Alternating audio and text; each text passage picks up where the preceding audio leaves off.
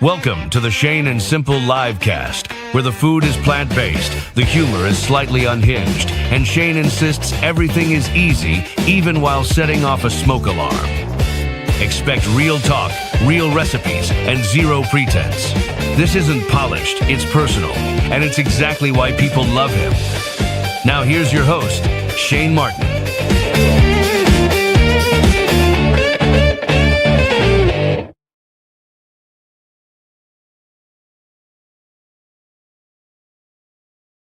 What's up, everyone? Hello. It's great to be back with you. Trying out some new camera equipment, so I apologize if I'm looking off and looking down. I'm a one-man show today, but we are back after the holidays. I'm super excited. If you see me glance down from time to time, my monitor is down below. My camera is right here. I apologize. Okay, that being said, I am super pumped today. I hope you had a great Christmas and a great start to the new year.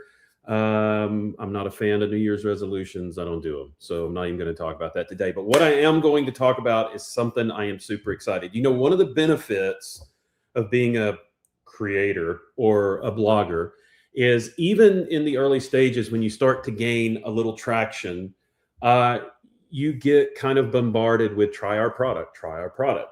And that's really good, because once you achieve a certain number of page views and some members on your members on your blog and your socials and everything, sometimes they'll just send you some free product. And so that's great, but if I'm being honest, a lot of them don't make the cut. And I have to be really picky about what I share, because I'm not just a vegan food blogger. I'm a whole food, plant-based vegan food blogger. So the ingredients matter, the flavors matter, and I don't promote anything that I don't actually use in my kitchen. And so up until about a month ago, there was only 2 products that I was willing to put my name on as far as partnering. One is the first one that I've been with, was Seeds of Collaboration Tahini, and you all know about that. Love them. Shout out to them. And Plant Strong, Rip Esselstyn, who actually recently just did a very nice and kind endorsement video for the new community we've started. We're going to talk a little more about that. But today's guest, I am super excited about, because this is one of those rare finds. And this is something that to me is just an absolute stinking game changer. This is, and somebody took it and I had it. It's Panacheeza. It is vegan Parmesan, and I am in love. And I am super excited because I am thrilled to have the creator of Panacheeza, Janessa. What is up? Hi. Wow, I'm so excited about this. We got to talk for the first time audibly yesterday. Yes. And I got to tell you, Janessa, last night I was craving pasta.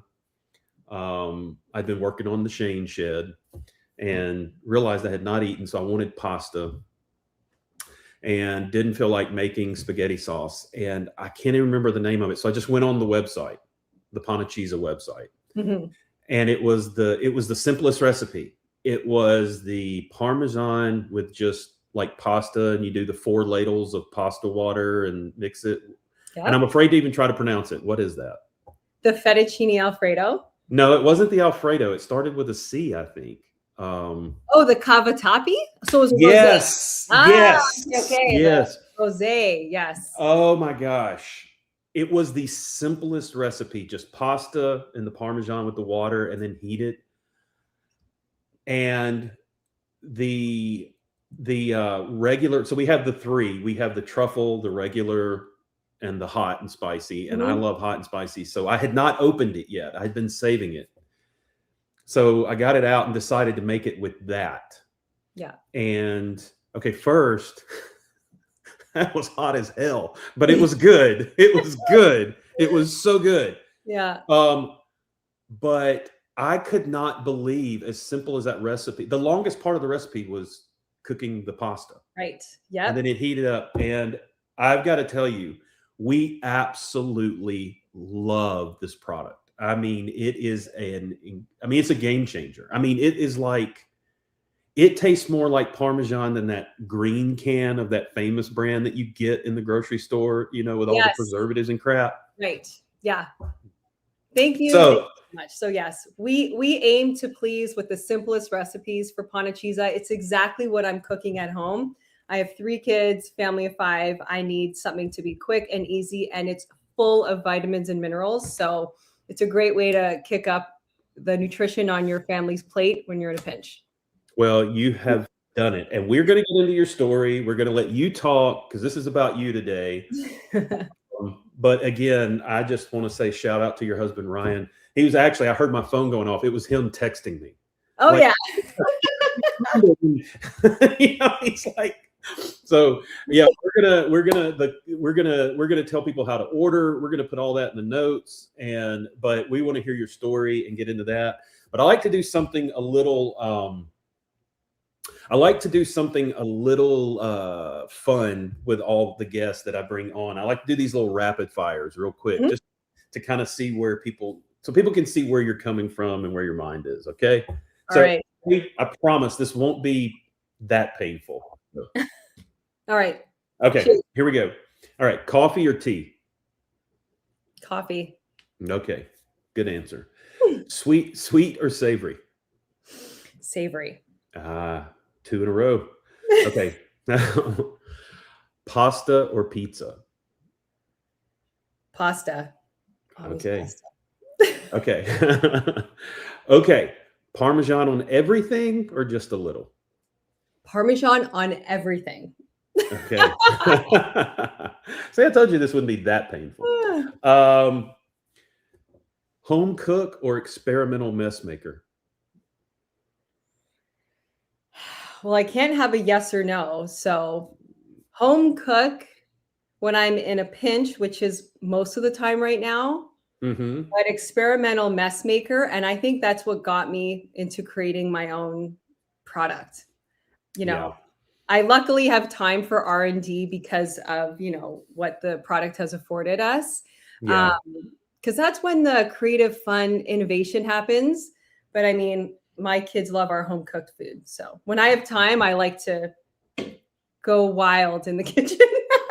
Yeah, I hear you. Like, I would love to show you the countertop over here, but I'm not going to. Right. It's just like this is I've got the camera up so that you can't see. I just took tofu out of the oven. Oh yeah. So I'm having tofu after this too.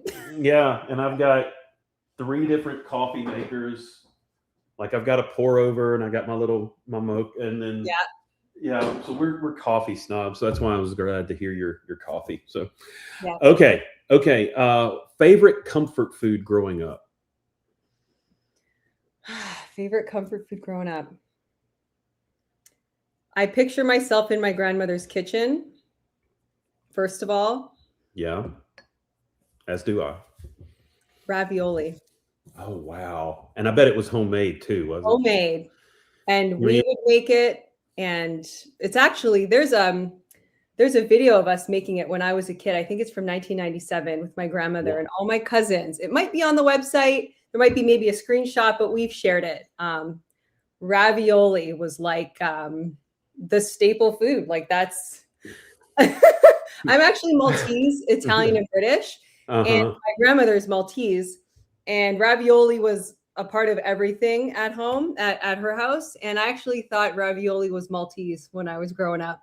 And then I got into an argument with Italian, and obviously it's Italian, but well, I thought ravioli came out of a can made by Chef Boyardee. Okay, so we all have different ravioli stories. Oh gosh, yeah, and I'm gonna tell you, we live, and you want to hear something really sad? We didn't get Chef Boyardee growing up in Mississippi. Not my family. My mom and dad were both kind of local government and state government workers, and so we got the knockoff. And so when we went over to friends' houses, and we saw Chef Boyardee, we were like, they eat real Italian food at their house. That was our thought, So very low brow around. I mean, we thought going to Captain D's was seafood. I mean, So, but I hear you say, "Oh, ravioli," and I can just, y'all are in the kitchen scoring and cutting, and we're over here opening a can and just dumping it. And so well, I'm glad you asked that. That opens up just wonderful memories, because my grandmother is woven into the reason Panacheeza exists. So she's a very important part of what we do and why we do it. And it's funny. I mean, I want to get back to the rapid fire, but it's funny to hear you say that, because a lot of, obviously my grandparents weren't plant-based or vegan. I mean, we grew up in the rural South, but they had a 1 acre garden, 1.5 acre garden. And so most of the vegetables we ate, black-eyed peas, collard greens, things like that, they grew. Now, granted, everything had a big piece of fat back or pork or lard in it, but the potatoes, I mean, it was amazing. And so a lot of the foods that I create now are from those memories. And I still, when I make tofu bacon or sausage, it's the smells that kind of take me back to walking in when we were out of school for Christmas break, and I have memories of the family being there, and you could smell the ham and the biscuits and the so you're right. So I feel like there's something about grandparents. Like, you say you were a kid in 97, but I feel like, are you a Gen Xer? I'm a Gen Xer. Are you I think I'm called an elder millennial or something. there's phases to it, I guess. So okay. I was born in 86, and I think like millennials and you're a young one. Am I right or wrong? I don't know. I just know Gen X is what I am. I can't keep up. And okay. Well, I'm turning 40 this year, and I don't mind about people knowing my age at all. I'm super proud of it. No, way to go. Yeah, you shouldn't be. Yeah, but I mean, there is something about the grandparents that kind of on that, they just had a way. And I don't know about your grandmother, but my aunt, so my mom and dad have both passed on, but I still have my mom's 2 sisters alive. And one of them used to own a little meat and 3 restaurant, and they would make those recipes, like not healthy at all, but the homemade pies and the biscuits. And I remember like 20 years ago asking my aunt, how do you make the homemade biscuits? And she said, oh, well, you take you some flour and you take you some milk. Like they never measured it. They never wrote anything down. That's right. It just was like second nature. Yes. So I don't know if that's what it was like in your kitchen, but that's actually exactly what my mom says. So when she sees me cooking, she says, you cook just like your grandmother. You don't measure anything, and you just do it all it's an instinct. So my grandmother, not a single recipe was written down.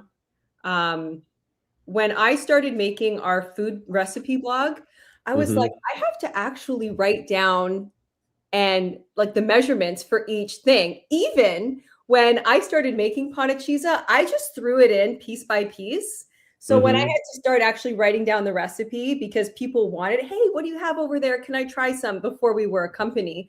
And I'm like, I don't know how much of each ingredient. So and I even do that now. So when I'm doing recipe development for recipes on our website, I definitely edit as I go. So I'll be like, I think I'll put half a so I'll write it in, and then as I'm going, I edit it, because I needed more or less. So it's an instinctual thing. So the grandparents bring the tradition. It's so important to keep that relationship with your, ancestral past as much as you can, because they're not with us forever. And we need to keep as much tradition, I believe, in our lives as possible. I'm a traditionalist all the way, almost all the way. That's awesome. Because I mean, I kind of feel like it would have been very easy when I first started Shane and Simple, which, I mean, it would have been very easy to just do the typical salads and whole grains and just easy, those kinds of recipes. But I don't feel like that really draws people in, it is pulling from those memories and all the flavors you remember. And then how can I make them work? And again, when we get into Panacheeza in the story, I think that's, because I want to save my enthusiasm for as we go along. But so anyway, with that being said, so yeah, great. We're going to hear more of that. So let's finish our rapid fire. And let's see. So you said the ravioli was a favorite comfort food growing up. Mm-hmm. What is one food you think you'll never get tired of? Besides Parmesan? Besides Parmesan. Food I would never get tired of is pasta. Yeah. It's a part of every day.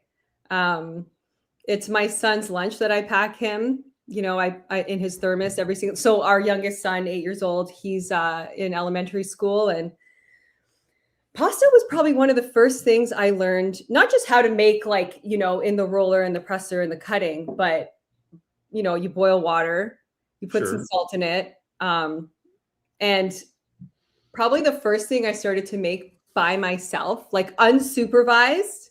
It's not vegan. I mean, I have veganized it and it's been well veganized since then, is boxed Kraft dinner. I think that's the macaroni and cheese. That's what we learned growing up. It's like the starter, you know, like, you know, I'd be at my dad's and, you know, they're doing something and I'm going to make myself some lunch. And I actually had free reign of the kitchen. I was always making my own stuff there. I still had canned food there, like, you know, Chef Boyardee. We still had that. It's different vibe at Dad's house versus, you know, the grandmother, you know, huge family gathering style. But yeah, pasta is like in our DNA. I think for us, the first thing I remember learning to cook, because again, both my parents worked. So when we were out of school, we stayed at my grandparents and my granddad was there. But I mean, we were basically fending for ourselves. And I think the first thing we learned to cook were eggs. And I remember we cooked them in a cast iron skillet and we used Crisco or lard instead of butter because butter was a luxury. And so definitely not healthy. So, yeah. Oh, okay. Let's see. 2 more questions. Describe, and I did learn, by the way, and you were so kind not to correct me because I kept calling it Panacheeza, which is Southern for Panacheeza.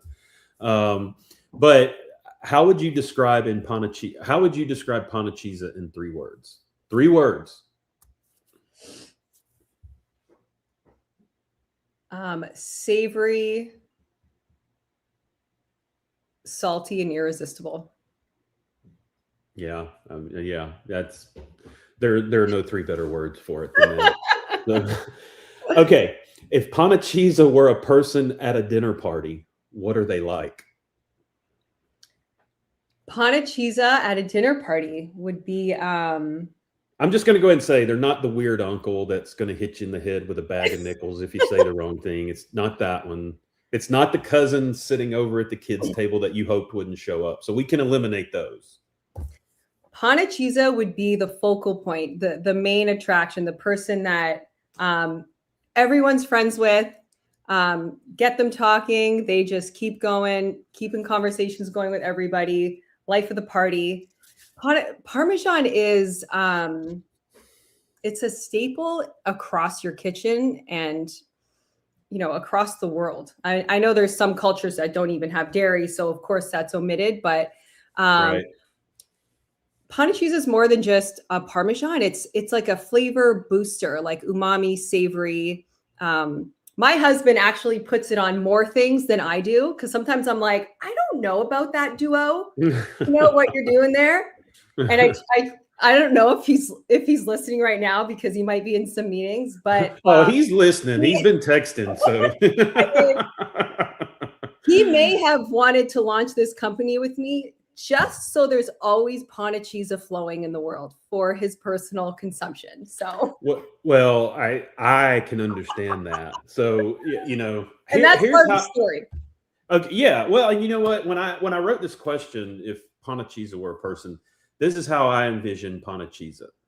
They're the relative or the best friend that moved out of the little town and got famous. And just created things, and everybody's sitting at the door waiting on them to come in, and then they come in, and then the whole meal is centered around, tell me about tell me about your experience, and tell me, the really good looking guy that everybody hates but is just killing it. All the haters like to troll on, you know what I'm saying? Right. But anyway, that was great. Yeah. I love that interpretation. Great one. Yeah. And or we could get more emotional. And anyway, no, we're not going to drag this out. But it was so funny when I first when I first heard from Ryan, like you talk about how he puts it on more stuff than you do. And I always tell people, like, going plant-based, I feel like cheese, everybody always says cheese is the hardest thing to get up. And I get that. Mm-hmm. And when he first reached out, it's like you get a lot of people reaching out to you on a basis, like, hey, you want to try this, you want to try this. And, and he was like, what we got to do if we do something together. And I've just never been one to just like do things for a fee, like a lot of these content creators want to do. Cause, but I'm like, one, if you can just help my people out and, you can throw me a little something every now and then, we'll call it square. Like, and it was like, Whoa. We lost your image. But we can hear you. We can hear you. Okay. Are we back? Well, I'll let you know when the image is back. The picture, but we can hear you. Wow, something dropped. Sounded like it. It sure did. Man, that was crazy.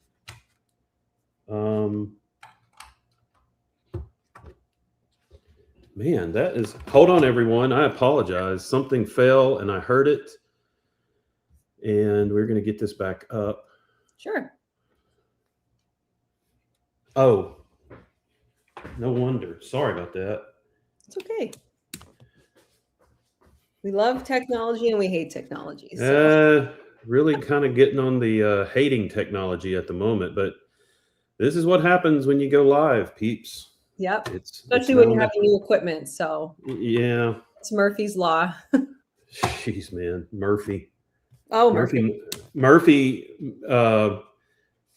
Murphy moves into my bedroom and then just kind of, takes over. Yeah. And I hate Murphy. Here we go. Yeah. If you want, so while you're doing that, I can start telling my story. So there's not like, I just don't want you to feel like there's a lot of pressure. Okay, so here we go. This was actually the next question. Okay. Let's rewind a bit. Where did your love of food come from? My love of food came from growing up mostly in my grandmother's kitchen. So I'm originally from Toronto, Canada. I live in Rochester, New York. I moved to the States about 5 years ago. And growing up in Toronto, we're always walking around going to food markets are everywhere. Every culture of food, there he is. Yay, we're here. He's back. Yeah, somebody just posted in the comments, Shane missing Kristen. Kristen in our private community is the moderator and producer. And so I'm winging it today. Anyway. So not only do you have new equipment, but you're solo. Well, here's what happened. All my connections were behind my computer. And as I pushed my computer back to see some of the notes, I heard bam, and it was the camera switcher. So everything just kind of unplugged. So I think we're good. Quick recovery. That was only like 8.5, and we got into the story already. So anyway, so I apologize, but we're here. And we're here. Okay. So where did your love of food come from? So love of food. So Toronto is a metropolitan, big city, busy. It's like the New York City of Canada. My grandmother, like I spent a lot of time with her. My mom was a single mom. My dad was certainly in the picture, but we lived at my mom's house and she lived nearby my grandmother and I was always there. I was the firstborn granddaughter. So I was like her little sidekick, and she was born in Malta, came to Toronto when she was, I'd say early 20s, got married, had 6 kids. Everything Mediterranean diet is clean, vegetables, no processed food. Of course, there's meat. Sure. And dairy in the diet. But she was always looking for the next healthy thing. Like she was all about it. I went everywhere she went. She was always trying to work out and just be, a healthy woman. So growing up with her, she just taught me everything about clean eating. I didn't even know, processed like heavy foods. Of course I did, you go to a fast food restaurant and there's food everywhere, but in the kitchen, it was always clean food, the staples, pasta, of course, you're making ravioli, as soon as I walk in the door, how many raviolis are you having? You have your number. Like, Yeah. And so when I became vegan, I was 22. It was 2008. And the way it happened was I went from Toronto to LA with my friend for just like a quick 4-day fun trip. And I wasn't like thinking about being vegan. It wasn't something I had been pursuing, but like I obviously care for animals. Like I don't wear fur. Sure. And I wrote, essays in school about, don't test on animals and, animal agriculture and how horrible it is. So it was just kind of there, but it was never like, I can't eat this meat anymore. Oh my God. Excuse me. So I went to LA with my friend and she bought a book along the way to LA. And I'm not going to say part of the title because it's actually like a swear word, but it was it was perfectly targeted to my age group, my like gender. It was like all girls, punchy. It was called Skinny B. Oh yeah. Okay, so you know it. Okay, cool. Yeah. So I ended up reading that book while we were away because my friend, she would sleep in every day and I would just like wait around. And so I started reading her book. So I was in LA for 4 days and I come back to Toronto and I am a self-proclaimed vegan. And my family is like sure thing, Janessa, like whatever. We'll see how long this lasts. Right, exactly. But I had moved out on my own at that point. So my kitchen was my kitchen. So when I went home, it was like, what am I going to buy? There's no meat, there's no dairy here. And it's just me and my vegetables. And I go into my kitchen. I start trying to sort out what to do, what to eat. And all I could really figure out was like salad and pasta. Like, it's 2008. It was 17, whatever amount of years ago. And we didn't have the access to recipes like we do today. I'd look up recipes and they'd be like this many ingredients. There'd be 4 ingredients. I have to go to like the Amazon rainforest to like find to like make something. But luckily Toronto, like everything's available to you. I was able to always figure out what I wanted to eat. Letting go of meat was a breeze. It was the dairy, like you were just saying. It's literally it's actually literally an addiction. So in dairy, there's casomorphins. And so those like for the cow, those casomorphins pass through the mother's milk into the baby to tell the baby to come back for more. And so there's a certain amount in humans that you give to a human baby that's just enough to get the baby to come back. But the amount that comes out of the mother cow is to grow, a 1 or 2 ton animal. So we are literally helpless to that. So when I was trying to quit dairy, like you quit it and then you stay on that bandwagon. And so through those, it probably took me like 6 years to fully kick the dairy habit. I'd go 8 months, no cheese, no dairy, no nothing. And then, I'm just going to have like a little bite of pizza with cheese. And and I'm super lactose intolerant. So man, when I pay for it, especially after being vegan, your body does not have those enzymes anymore. And it's just like straight to, pain. So I went off on a tangent. So letting go of meat was a breeze. Cheese was hard. And so that's what, my Roomba just started rolling and we're going to hear it. So I need to turn it off. Great. Sorry. Oh my goodness. I'm just going to turn it off by my phone. Folks, this And is that number, I live. love it and hate it. Technology. Technology, love and hate. Yeah. So in my kitchen, my new vegan kitchen that I had, I was never trying to mimic meat. I mean, it was, I was trying, okay, I can't have chicken Parmesan anymore. Lasagna, I can figure out. So I started trying to figure out how to make dairy products, like imitation dairy. So I made ricotta, out of everything's pretty much tofu based. You make gnocchi, which is awesome because you can just omit the eggs and figure it out. In Toronto, everything is there, like I said. However, Parmesan, I had never tried to duplicate it. I would go to these mom and pop shops, health food stores in Toronto, and I would find like these Parmesan imitations. I would buy them. They'd be like $20 for like a shaker that's like half this size, and it doesn't even look like Parmesan, but you're just like really hoping that it does. You bring it home. All these folks, I throw it away.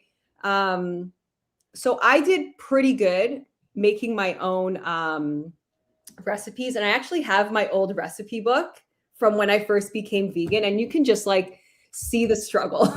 You can see the evolution. And that's when the fun, messy, adventurous cooking comes in. Like I would spend hours trying to figure it out. Like I was determined. So fast forward to, are you still there? Sorry. Yeah, I'm here. I made you the spotlight. Yeah. So when I had my aha moment, like I could not make another plate of pasta without Parmesan and eat it. Like every plate of pasta was depressed for me. And it had probably been sad.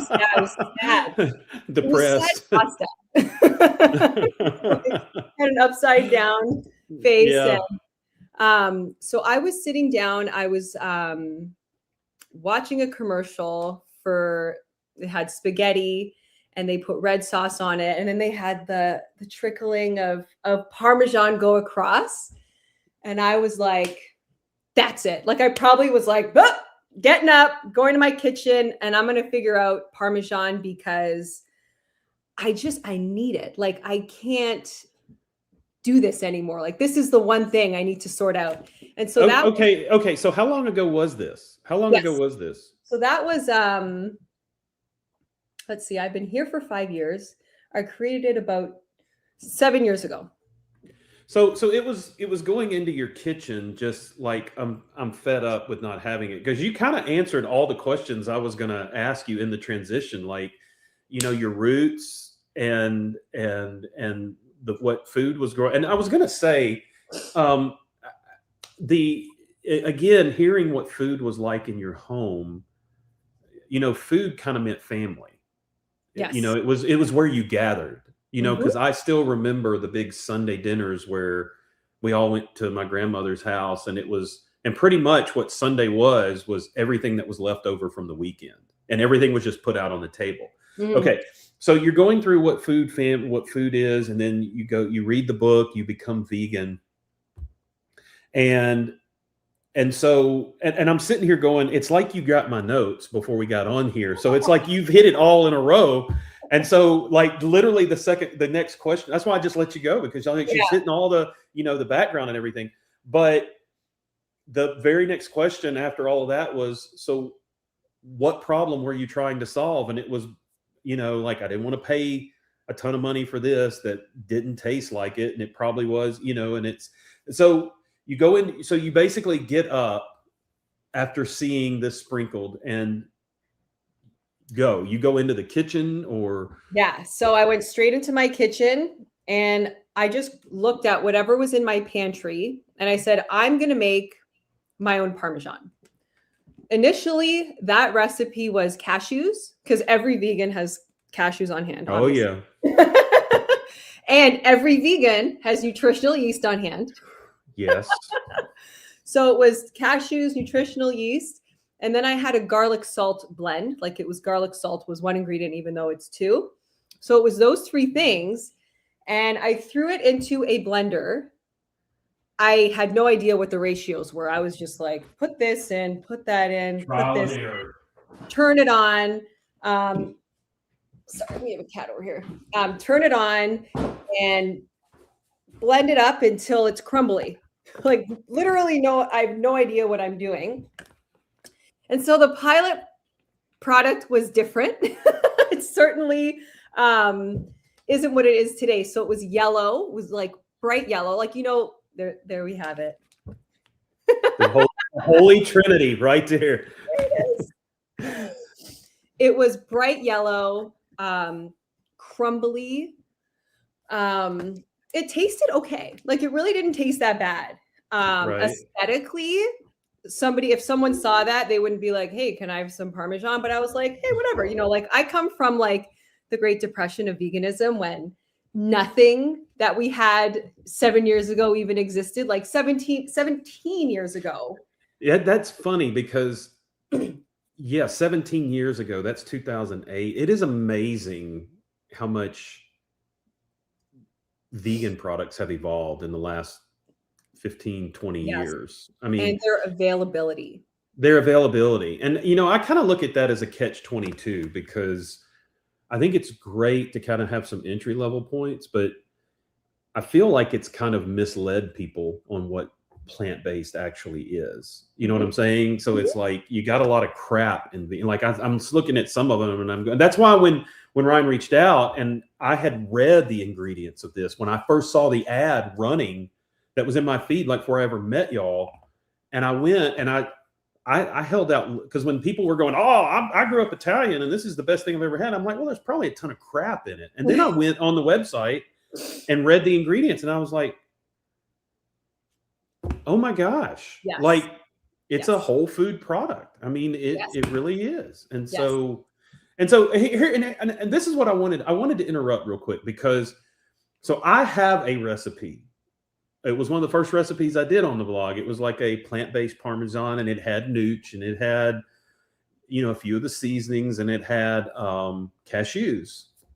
Mine don't look like yours. So So kind of take us through the trial. I mean, you've hit a little bit on it, and nooch just does give you that a little. It gives you, it satisfies that cheesy urge. Yes. But so it sounds kind of like, I just threw it in and I blended it up, and it didn't really look like this, and it tasted fine.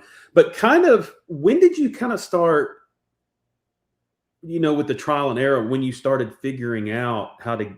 I mean, I know these things go through development and, I've thrown more recipes away and started over than I care to count. But that being said, so kind of picking back up there, was it your goal to keep it whole? Was it like, I don't want to get into adding a ton of oils or I don't want to get into adding all these preservatives.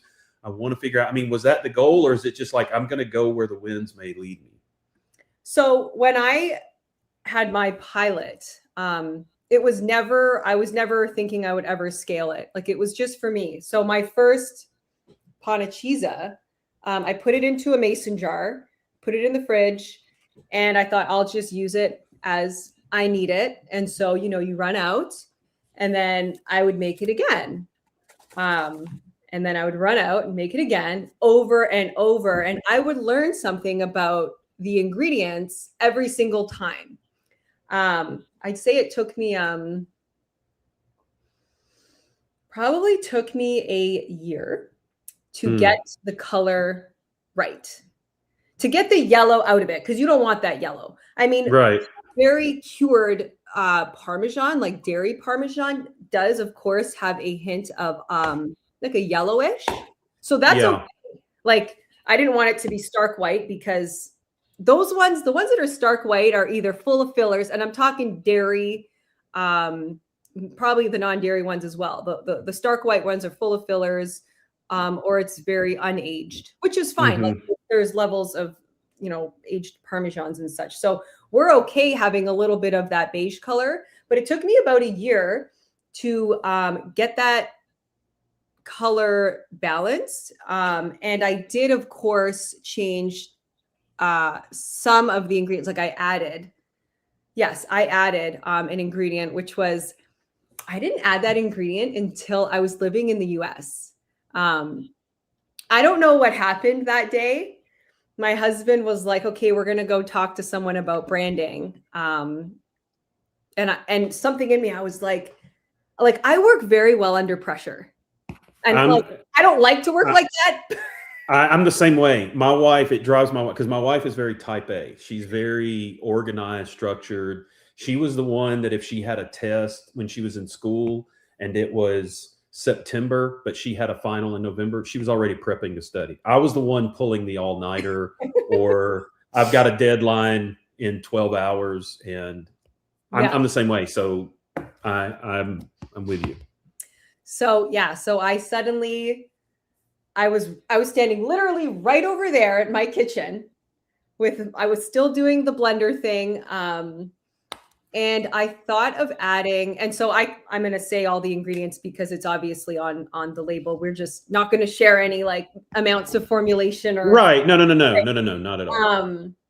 I added apple cider vinegar powder. Okay. I was just about to say the very first thing when I tried this and I opened it up. And by the way, I want to tell people the way y'all ship these things is genius. I'm not going to tell people, but it is one, it's just worth getting because it's incredible. But the way that this comes, you feel like it's Christmas almost. I mean, you really do. So kudos to that. But that being said, I got it, opened it up, and I took a teaspoon and just dug into it like I was eating cereal and took a bite. Once I could resalivate and swallow, there was something there that I was going, wait a minute, this is interesting. And I looked and read the ingredients, and the first thing I noticed was apple cider vinegar powder. And I'm like, oh my gosh. Mm-hmm. So kind of, I mean, what made you think of that? Because I usually, like when I make nacho cheese or something like that, I'll use lemon juice to kind of get that little bit of tang. But and I've used apple cider vinegar, but it typically makes it a little more sweet for the nacho cheese, the creamy recipe. But this, I don't want to say, like, everything in here is necessary, but I feel like that's kind of the little atom that holds big things together, if you will. So, I mean, how in the world did you come up with that? So to answer the second part of your question is like, I would never fall towards like, okay, what filler or natural flavoring can I add? I didn't do that in my kitchen, and we haven't done that once we've scaled.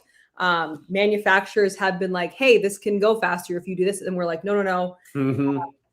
Anyways, so I was standing right over there, and I had done some other R&D with flavors. And so I made, when I was in Toronto before I moved, I probably made 6 other flavors.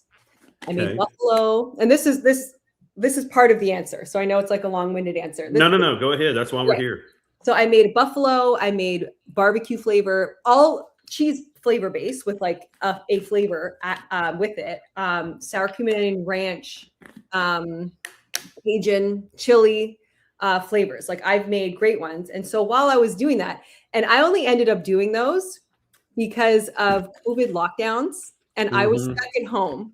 And this rose, this Panacheeza rose grew out of the concrete. Like I learned a lot. So I was stuck at home, and I thought, I'll just make new flavors. Like, why not? I have nothing else to do. And like food, vegan food and vegan creation of food was my hobby. And like I was saying to you yesterday, it's grown into like what I do full time, which is just an amazing dream, especially when it's organic. And so when I'm trying to figure out the flavorings for sour cream and onion or buffalo and such, you just go into your fridge and look at what the sauces have, and what can I do? And obviously sauces are full of so many preservatives and such. I omit that and I look for the real ingredients. And in buffalo sauce, there's vinegar. And I thought, interesting, vinegar. I'm like, vinegar. Seems sour. I'm not sure. But I was like into the huge apple cider vinegar push back then, like take a shot in the morning. And like I used to just do all these crazy things I wouldn't do now. Right. These lessons.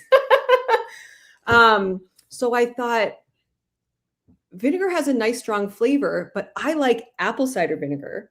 So I'm going to try that. So I went on Amazon and I ordered the first powder. Like I don't know anything about it. Got it. And I put it in the product. And the product was complete. Wow. Yeah. Isn't that kind of like, that's how I feel about recipes. Like if I'm developing something for the blog and you know something's missing, but you can't quite put your finger on it. And when you do hit it, it's just kind of like everything just kind of works. And I mean, that's wow. But I would have never thought, I didn't even know they made apple cider vinegar powder. Neither did I. It was really just, it's luck, but it's also ambition.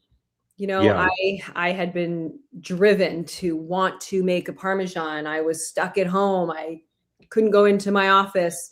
I'm going to figure out some new Parmesan flavor. And so I ended up, so Panacheeza was only called my cheese. It never had a name. It was never, I didn't create Panacheeza to have a business. It was because I needed Parmesan on my food. It was just for me. It was a selfish little thing. It was just something I needed. So I ended up moving to the US because I had a long distance relationship with my now husband. And during COVID, we weren't able to visit each other. Excuse me. So when I was able to visit, I had to stay for 2 weeks at a time, do all the things you're supposed to do. And my cheese was an integral part of my day. I had lunch. My lunch is rice and vegetable, like salad and Panacheeza on top with my homemade dressing. And it's just like, it was my favorite meal of the day. So when I was here visiting, I made my cheese and I didn't tell anybody hey guys, you got to try this. It is the best. It's just, I make it and it's for me. And people back home in Toronto love it. And I make it for my friends and family. They're always asking. And it was like my little side job that I didn't get paid for. It was like but I want to make the food. I want to have the gathering. I want to see people enjoy it, especially when you can veganize something that is so integral to everyone's diet. Like you open up your table to everybody, Yeah. And I want you to hit on something real quick. Now, I don't want not to spend a ton of time there, but you said something like when you talk about COVID and you're locked in and, so you're making Parmesan and you never set out to make it a business. This was just this is what was missing from what I liked or my life. And so I wanted to create that. And again, I kind of feel like when I first started doing the blog, it was an outlet, it was a creative outlet for me. But one of the things you said that I resonated so much with, and yes, this is about food and that's how I built the blog and that's what you're doing. But I think people need to remember that behind the food, there are passions, there are things that kind of keep us sane and in a crazy environment. And it's like finding something that you're passionate about and love doing. I never in a million years, I'd hope it would be great because I saw bloggers making money, but I already had a job and I was thinking, oh, it would be great if this did make money one day. But, I was doing it because I was passionate about how this lifestyle had changed my life and I loved cooking. And so you're making this Parmesan because you're passionate about it. You're not sitting in the kitchen going, oh, I'm going to smoke a big cigar and be rich one day, that kind of thing. But the thing is, I feel like during COVID too, that's where I really had to dig in. And I hated COVID. I hate the way it was handled. I hated everything about it. I feel like that's, but it really kind of forced me to dig into the blog and really act because, it's funny. I remember before I ever made the first dime on the blog, when I was working my other job, I made myself, I'm not a morning person, but I was waking up at 5 a.m. getting dressed, grabbing my laptop, and going down to a little coffee shop that opened up earlier about 2 miles from my house, and just sitting there and working on the blog. And I remember acting like I was making $1 million a year because, and I was thinking this, this is what I want to do. Like it just kind of put me somewhere else. So I mean, to kind of hear you say that, it's like, I feel like things like that are so encouraging because you can tell by the quality and by the thought that it's not, yes, they like people telling you, I've heard friends that are in the food business, and they'll say that the first thing if they create something artisan, and where it always kind of takes that wrong turn, is when somebody wants to buy them out or get involved, and they say, hey, if you'll just add this, we can do it a lot quicker and a lot cheaper. And it's like, that's why things suck now. Yeah. That's why that's why I love Europe, because I feel like Europe is still 50 years behind America, and like they still like beautiful things and take things slower. Take things slower and love inconvenient things. I mean, I'm thankful to live here in America. I'm not dogging it, but it's like how can we get from point A to point B the fastest? Right. And everything just becomes so. It's like living in a world of just gray and white. Yeah. You know what I mean? It's like there's no. I read I told you I could chase squirrels with the best of them, but I read an article about 2 years ago, and I think it pertains to what you're doing. It was this picture of this cast iron street light back in the 30s in early America in New York. And they were comparing that with a street light in today's world. And they were talking, and the name of the article was like Useless Beauty. And back then, and like, again, you go to Europe, you'll see these things like the street light serves no other purpose but to light that spot. So why make it so ornate and beautiful? Because sometimes it does something to us to just look at something beautiful. Absolutely. And so to hear you say, I didn't cut corners, and digging in and thinking of the apple cider vinegar and putting into that, and kind of staying and not kind of, but staying true to that. Are you going to pay more for artisan things and pretty things and wholesome things? Maybe with the specialty things. Yeah. But is it worth it? Yeah. It far outweighs the convenience part of it. And I mean, so to hear you say that, that's what excites me. And I think that's what, when Ryan first reached out, drew me to it, like looking at the ingredients, minimal ingredients, and just the passion behind it, and that's why I tell people, when I got the packaging, and look, I'm a tech guy. I'm an artist. I've been a musician since I was little. Like packaging and things like that mean things to me. And so my wife is always getting on to me, because if I buy a computer or I buy a guitar effect or I buy a piece of camera equipment, I always keep the boxes.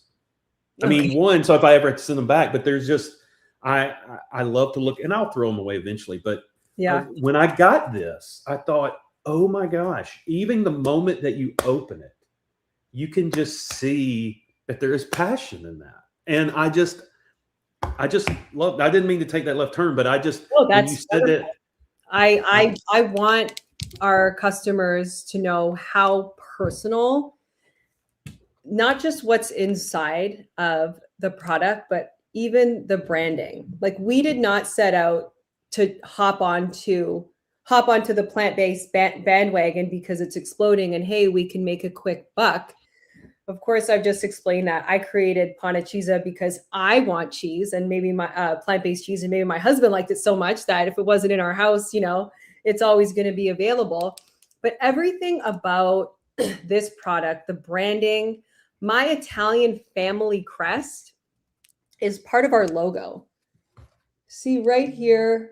The shine might kind of cancel it out, but that's our Italian family crest. And when we were doing the research, when we're figuring out what our brand should be, and I knew exactly the type of branding I wanted to have, because when I closed my eyes, I see myself sitting at my grandmother's table, and always in the middle of the table was an enormous, like I put two hands on here, enormous container of Parmesan ready to go always. And I'm sitting there and I could tell you exactly what her decor was, the table, what it was made of, and this. And so I said, even the scalloping on here was actually the design she always had on her plates. Wow. Yes.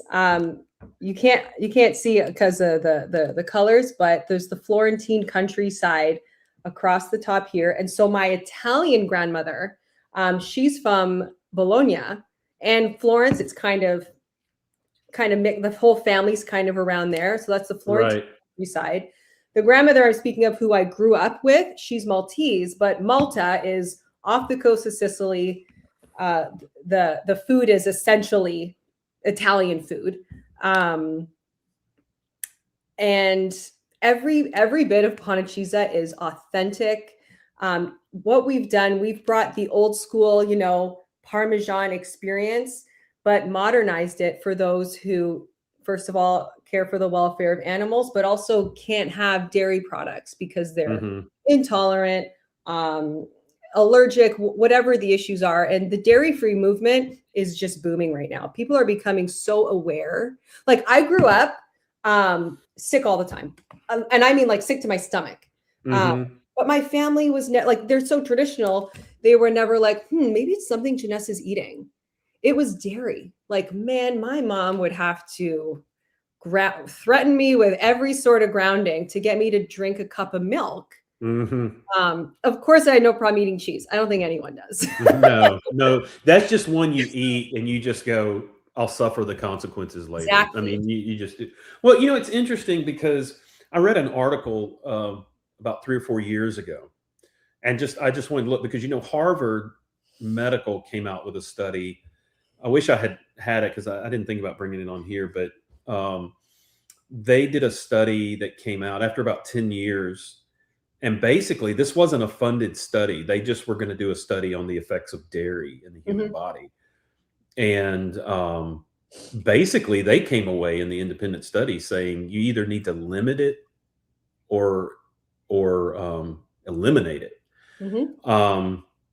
And then I started reading, and I read a couple of articles that did the history of, because you were talking a while ago, like cow's milk, like why don't we drink horse milk or giraffe's milk, and why is it just cows? And people don't realize that cows don't just naturally produce milk 365 days a year. It's like a human when they are pregnant and then they have a baby, and then they do it to sustain life, their newborn. And then the newborn weans, and then like we're the only mammal outside of once we're weaned that still drinks a secretion. A secretion. Yeah, I'm trying to be, yes, but we're the only mammal that drinks the secretion of another mammal, Yes. Yep. But with what you were talking about with the casomorphins and things like that, it's really interesting that in a couple of the articles that I read where they were going back of how milk was starting to get consumed, but they were saying in the articles, both of them, these were independent articles, that the people that are lactose intolerant, those are the normal people. Right. Because our bodies were never meant to, like, we've just adapted to it. Yes. So the people that have lactose problems and can't digest milk or can't, consume it, they're the normal people. Yep, that's the natural and I remember once I went and look, we grew up on whole milk. That's what was in the fridge. Right. And when I got away from, all dairy and cheese, and if we go to a restaurant on the occasions that we do, and something's plant-based or it says vegan, I can tell you right away if something with dairy gets into the mix, because I'm ruined for the next 10 hours. Like it just, I'll cramp, my joints swell. Like I can tell. And absolutely, and my wife was the same way. She was always kind of the picture of health. Like she moderates extremely well. And even before we were eating plant-based, she didn't eat a ton of meat. But she would portion things out. So she'd always have bigger greens and more vegetables, and meat was more of a side. Right. But she would always say that when she eliminated dairy, that was where she could, like her joints, she said, didn't ache anymore. And that was a big thing. Hey, before we continue, somebody has a question. And I wanted to get this out here real quick. They said their son lives in Burlington near Toronto and loves Panacheeza and wants to know, can he get it in Canada? And she says, I assume she, but yeah, Marlene, I always pack the 1 pound bags in my luggage when I fly up to see him. So, is he able to get it in Canada, or can he just order it, or what's the best way? Well, hello, Marlene. Burlington has a special place in my heart. My son was born in Burlington at the Joseph Brant Hospital. So I have lived like right where you are. So we're not for sale in Canada yet. We are working on that for 2026. I mean, Canada is the birthplace of Panacheeza, but unfortunately, I don't know if it's unfortunate, we launched the business in the US. So I'm happy to hear you figured a way to bring it across the border. But we have plans for that. I think will probably be available on Amazon Canada before we're available from our Shopify store. But I mean, stay tuned, and we will definitely let the audience know when we know if it's going to be Amazon or Shopify. So thank you for loving Panacheeza. We appreciate that. So keep smuggling is what we're saying. So not really. I definitely send Panacheeza in my family's suitcases when they go over. So luckily it's in a proper packaged, container. Otherwise, I don't know how it would fare. She said her son is a Florida boy, but married a girl from Oakville. Okay, Oakville, yeah, very good. Okay, so kind of coming full circle on here. So. Yeah, that's so great. I love to hear that. Okay, so no oils, no fillers, no weird stuff. Yeah. Stay true to your convictions. And so just real briefly, real quick, again, as we continue. So when was the moment that you thought, okay, I have something here? So when I moved to the US, I came on a visitor visa. It was a crazy time. It was 2020, COVID, yada, yada. And it was like a scary, scary time to move. But unfortunately, that was our moving time, my moving time. So I enrolled at RIT, which is the Rochester Institute of Technology.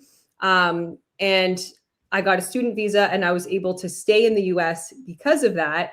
I had all these courses from previous colleges and universities, and I transferred them over. So I was just going to pursue a business, just a business degree. And while I was in that academic process, I was able to start putting my cheese. So my cheese got named while I was in school. We named it Panacheeza. We moved it from my cheese to Panacheeza. I started doing market analysis. Okay, so what does Panacheeza mean? So I'll give you guys the story of the name is so fun. So when my husband and I were trying to name it, my guidelines were that I wanted to start with a P, and I wanted to be really fancy, European. So my husband did a little bit of research, and he found in Greek mythology, there's a goddess of universal health, and her name is Panacheia. So I thought, Panacheia, it's female, it's fancy, and I love it. So it was initially named Panacheia. We did a little bit more research as we were, trying to get the business going and get the names of everything. And Panacheia is used for a lot of things. It's many companies' names. And I didn't know this. It's regularly used as it's a cure-all. Hey, that's just a Panacheia. That's not the right. It's just used on so many things. And so Panacheeza.com is for sale for $100,000. So we were we're going to pass. And also what helped us with that is our youngest was 4 years old at the time, and he kept asking for the Panacheeza. Wow.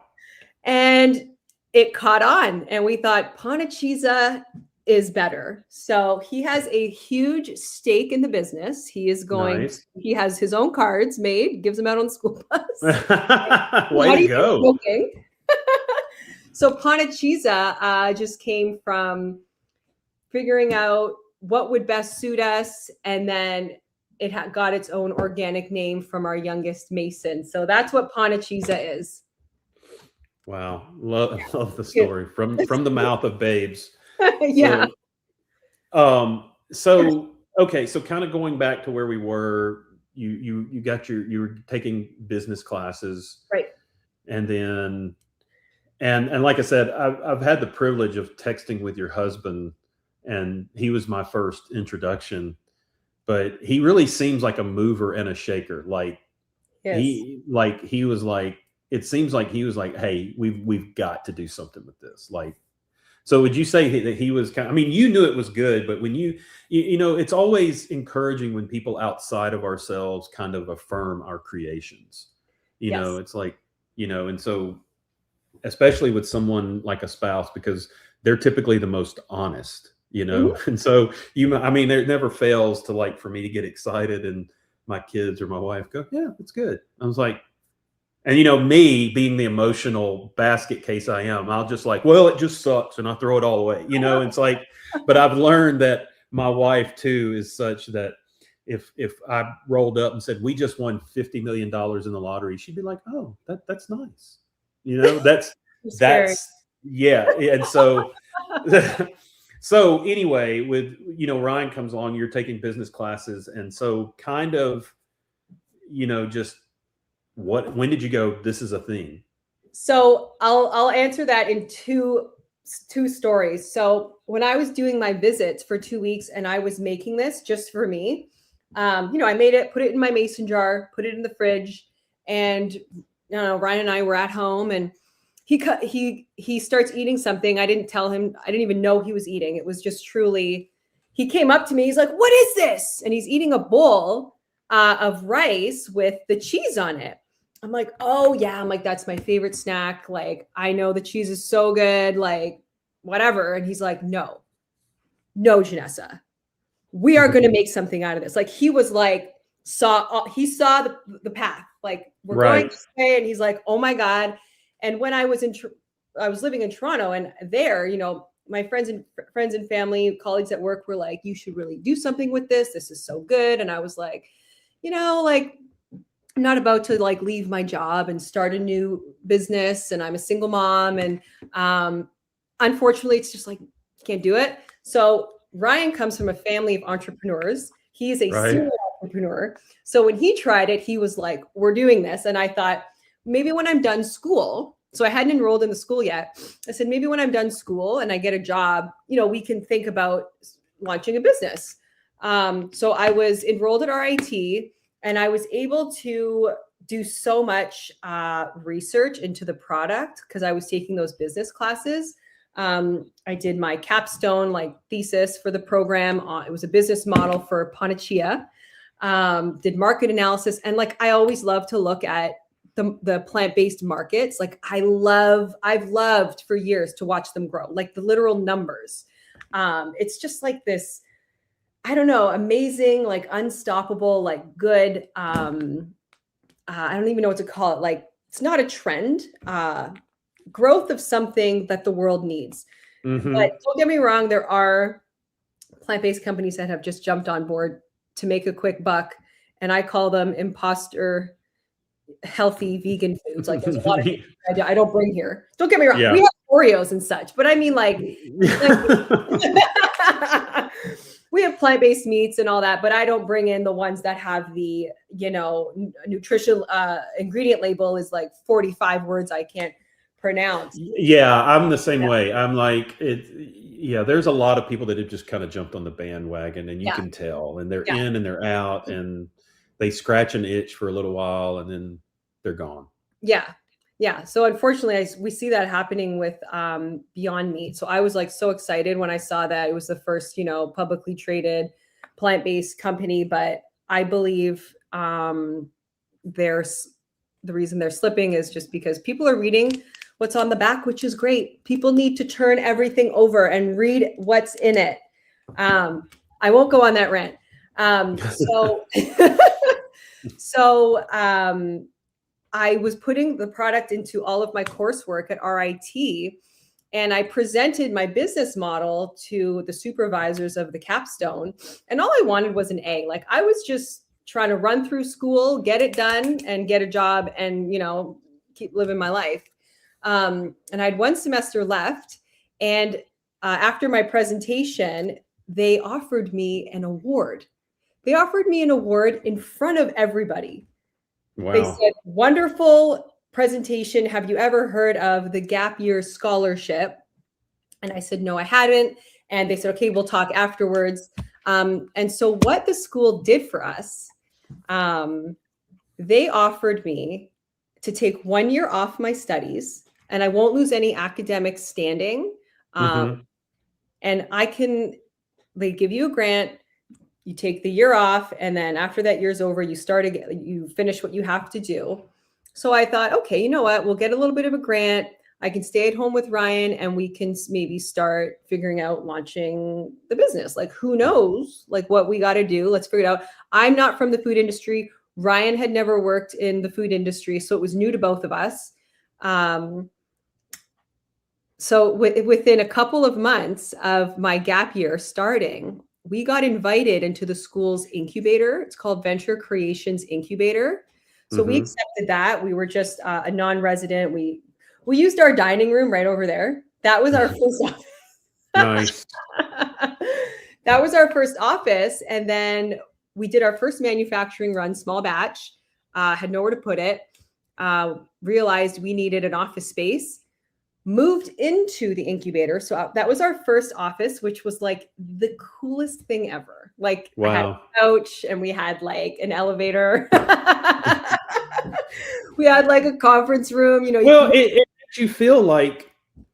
made you feel like a big deal. That's important. Yeah. I mean, it's like I tell people, like the whole working on the Shane shed, everybody's like, well, you renovated your house and got a kitchen. I'm like, my kitchen is where I live in the house. Right. And sadly, it's where I'm working. But when you can, it does. There is something, if you have that opportunity and that afforded to you, there is something about being able to do that. It releases creative juices. It motivates you, I think, Yeah, it's really legitimized once you really start. Yes, great word. Yeah, great word. Yeah. So we moved into there. We got more grants. We had great coaches. We ended up launching. So we were just doing research at this point. We ended up launching the business May 2023. It was May 15th. Launched the business. I went back to school in like August or September. And so poor Ryan had like 3 months of me being like, don't talk to me. I have one semester left. You have to deal with the poor guy. It's when all the rest of his hair fell out. I'm kidding. It was gone before. Oh my gosh. And and not to just throw, but we'll get to Ryan in a minute, but yeah. Dude is a machine. Like he makes me tired just from one conversation of talking with him. Like I feel like such an underachiever when I talk, you know what I mean? Oh, I do. But when you have a browser and you have like 58 open tabs? Yes. That's Ryan's brain. Yeah, that's Ryan's brain. But yes. Ryan gives me the impression that he knows exactly which tab is open and how to attack each one. Yep. As a creative, I have 2,347 tabs open, and I don't know what the hell I'm doing most of the time. So you know what I'm saying? So yeah. He is and I hope he's listening right now. I'm not sure if he's gotten into whatever. I know he was listening in the beginning, but he is the backbone of Panacheeza. He comes up with all the crazy ideas, good ideas. We explore as much as we can. He is the serial entrepreneur. Together we're a great team. Like I'm the story. I'm the vegan. I'm the, I make the food. I've, driven to unlock comfort plant-based food. He is a force to be reckoned with. And he's absolutely determined to make sure everyone gets Panacheeza. And he was also a champion, world long drive champion in golf. Yep, that's right. So he was doing the long drive when I met him. And unfortunately, he stopped doing it because of COVID.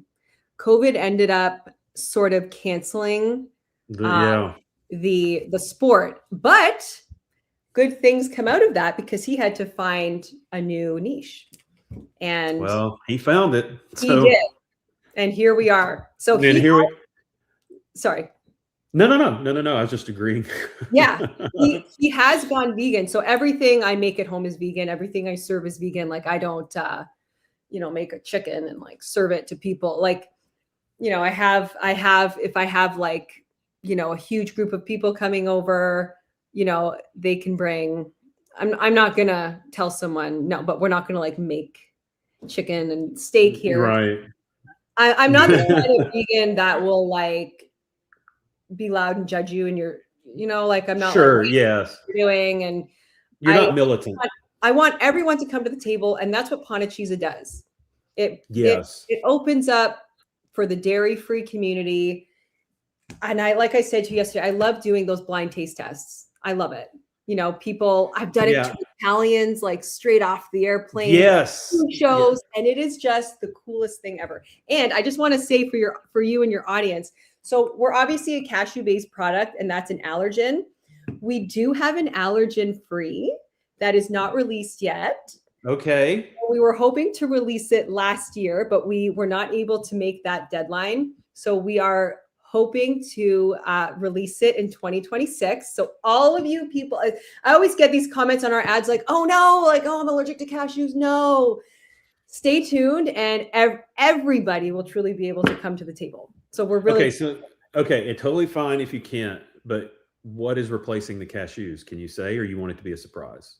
I've said it in numerous places, so I can probably say it here. So it's going to be a pumpkin base.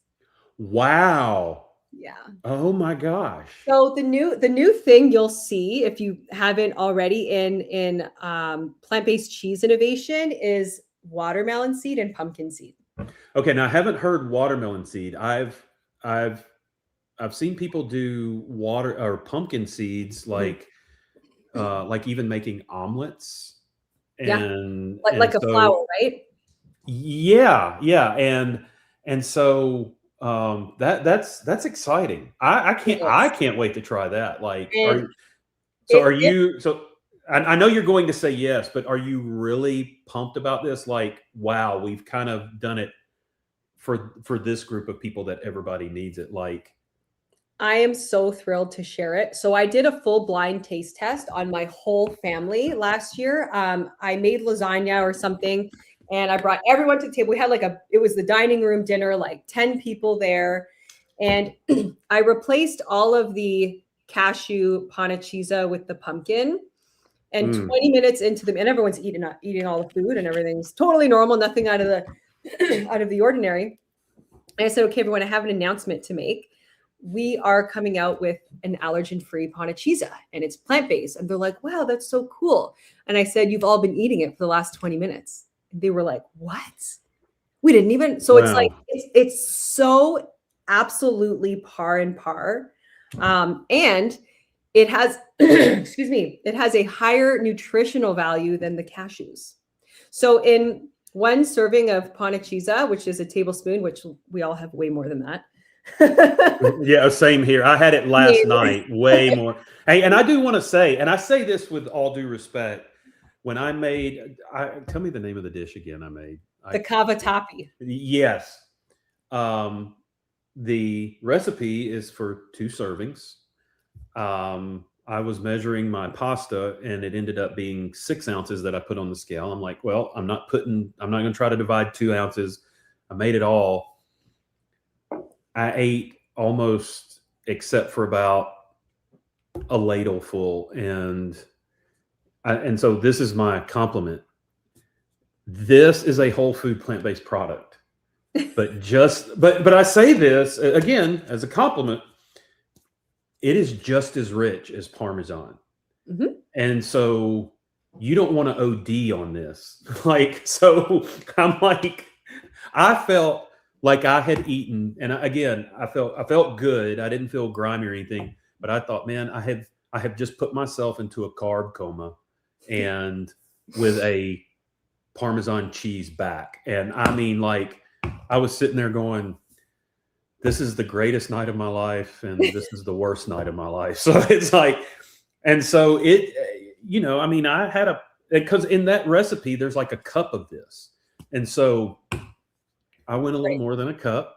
But it's guilt-free. It's Yeah, so well, but there's different kinds of calories, right? There's sure. unhealthy calories and there's healthy calories. Like in one serving, there's 2 grams of protein and 9 essential vitamins and minerals, and you can get all of your amino acids from it, which then your body synthesizes protein.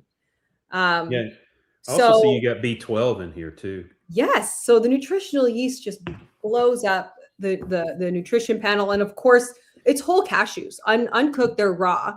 Yeah, All the awesome. health is in there. There's salt, which we all need, garlic powder. I mean, I don't know how much like nutrition, like it's such a small amount of garlic powder. And then the apple cider vinegar. It is just So I do all around. Oh no, it is. And so I want to talk. I mean, we've talked about the stories, and I could just go on and on about hearing and I'm sure along the way there were like I just, well, I don't know, because I hear you say like I kind of mixed some stuff, but it doesn't sound like there were any major, unless I'm missing something, like just major recipe flops where you're like, I got to dump this in the trash and start over. Because it felt like you had a pretty good foundation going and the experimenting during COVID, but it was the repetition, and I'm talking about kitchen. This is the kitchen.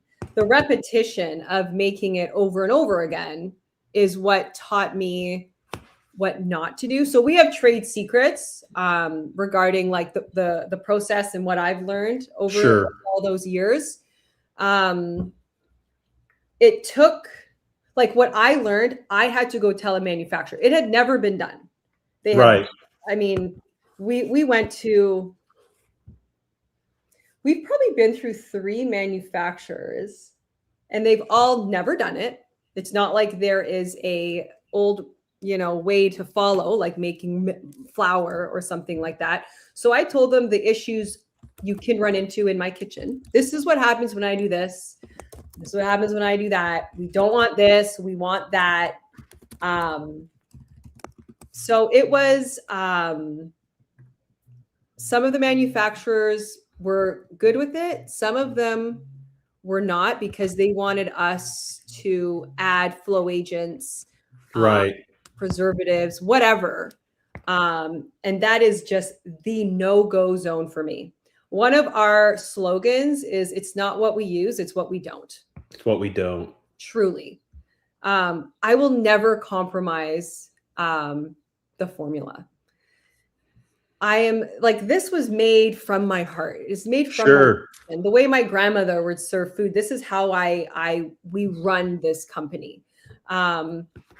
I've been approached for natural flavorings. I mean, I don't think even though it's natural flavorings are natural, it's not something I want to put on the label. I feel like it throws people off. And unfortunately, so our first shaker iteration was just, it said cashews, nutritional yeast, Himalayan sea salt, garlic powder, and apple cider vinegar.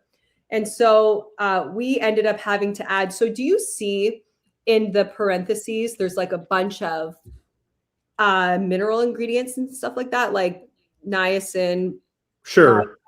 So that's the sub ingredients of nutritional yeast. And so sometimes we get some heat for that, but because people think, oh, it's more than what you said. And, even though it's in parentheses and it means it's a sub ingredient, people get really bent out of shape. So even adding something saying natural flavorings, like I just want transparency across the board. Well, that's kind of like when people were talking. Yeah, because that's kind of like, I don't remember if you remember for several years ago when everybody was like, oh, natural flavorings, and they found out they were using the gland from a beaver butt for vanilla. Do you remember all that? Like, yes. So, and what the government allows to be natural flavors, it's, I would much rather, So, and I mean, I didn't think anything about that because I've been using Nooch forever. So I see that and I'm going, but I remember one time, I think when Rip Esselstyn finally started making a retail version of his Big Bowl that he would kind of make with grape nuts and shredded wheat and Uncle Sam cereal when they were producing that. And they were using Uncle Sam cereal. And so in his initial run, I think, it had Uncle Sam cereal as ingredient, but then they had to put out the ingredients of Uncle Sam cereal. So it's like, yeah, people can major on the minors. It's like trolls on it. It's like, yeah, you can't please everyone. Everyone always has something to say. And yeah. No, I like that there's debate. It's good. Sure. But let's debate the right things. Yeah, it's like it never ceases. And I have to kind of control myself because I love the trolls because I love interacting with them and and just seeing them get madder and madder. But yeah, it never fails. Like somebody and sometimes I just wonder do you have no life? Like you just had to take time out of your day to be a schmuck. It's like, and I'm fine. Like debate is good. It's like, I'm with you. Like I do want the critical feedback. Like I want, how can I make this better? Yeah. And it was like, I was posting tofu recipes and soy curl recipes and, I make a glazed ham out of seitan and people were like, it's like, why don't you just say you hate Thanksgiving? And, why it's not ham. And it's like, okay. Yeah.